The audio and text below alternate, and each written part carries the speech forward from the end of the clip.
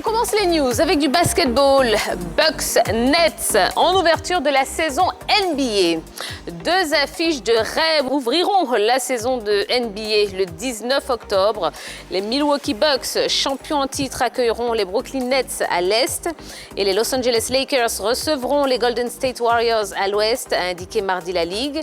Parmi les autres rencontres intéressantes de Noël, les Dallas Mavericks du prodige slovène Luka Doncic seront opposés aux Utah Jazz de Rudy Gobert et Donovan Mitchell, tandis que les Boston Celtics iront affronter les Bucks.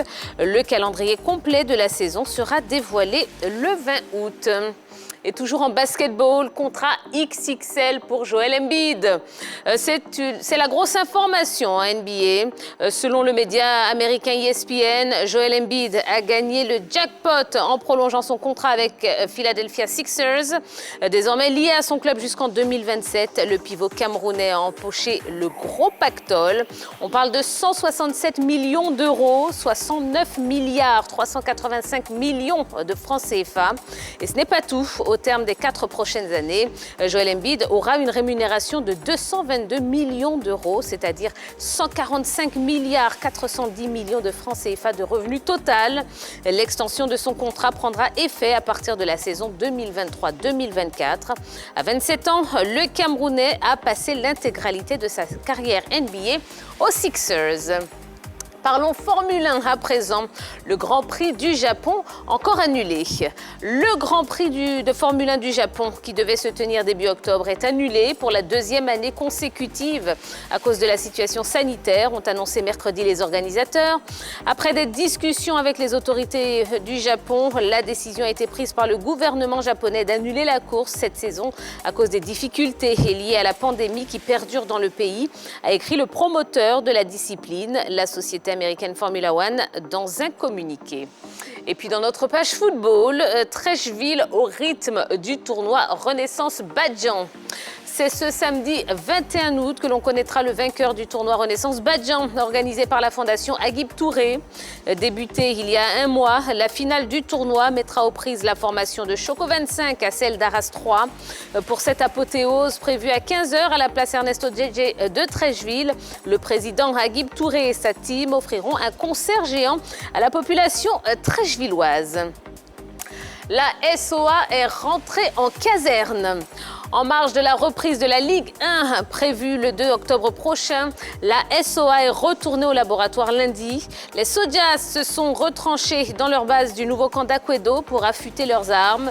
Traoré Siaka, coach de la SOA, a travaillé avec 17 joueurs, tous des anciens. Les recrues devraient rejoindre le reste du groupe dans les prochains jours pour peaufiner le boulot. La SOA a participé à la super division de la saison précédente et a terminé à la dernière place. Et on termine avec Fofana Morike qui s'engage avec Samsun Sport.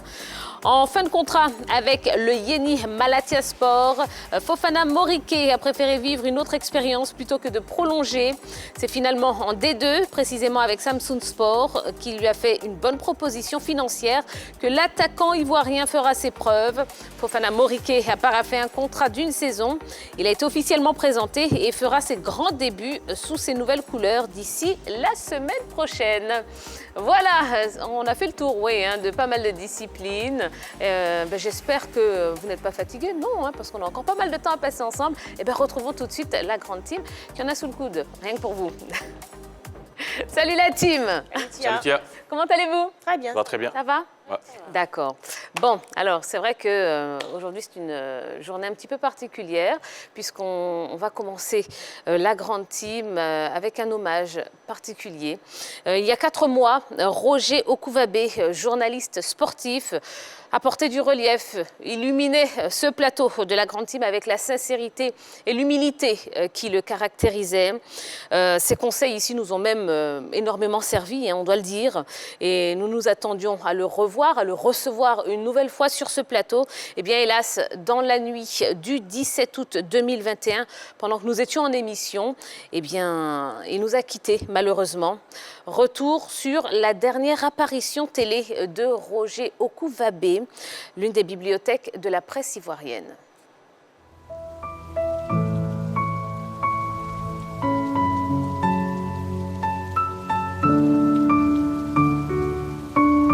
14 avril 2021, la Grande Team recevait l'une des bibliothèques de la presse sportive ivoirienne, Roger Okuvabe. Pendant près de 3 décennies, il a écrit des milliers de lignes sur le sport et sur ses acteurs. Ce soir, le doyen Roger Okuvabe est sur le plateau de la Grande Team. Homme averti, c'est en toute simplicité et avec plaisir qu'il s'est prêté au jeu. 30 ans de carrière épluchés en 25 minutes. Son passage remarquable fut la dernière tribune pour lui de prodiguer des conseils avisés à la nouvelle génération. Les jeunes doivent accepter la critique, les critiques objectives. Ça aide à travailler, ça aide à liquider les insuffisances qu'on a. Parce qu'on n'a pas tous été à l'école du journalisme. On apprend sur le tas. On apprend sur le tas. Alors quand tu n'es pas réceptif, bon, tu passes à côté d'une carrière. Hein. Alors que si tu acceptes les critiques, peut-être que tu aurais dû s'arranger rapidement et puis réussir après. Les critiques permettent d'évoluer. Il faut accepter. Que dire à part merci, un grand merci. On a passé 25 minutes en sa compagnie, 25 belles, grandes minutes, très intenses, avec de très beaux conseils. C'est une grosse perte, non seulement pour la presse ivoirienne, mais j'ai envie de dire pour les hommes en général.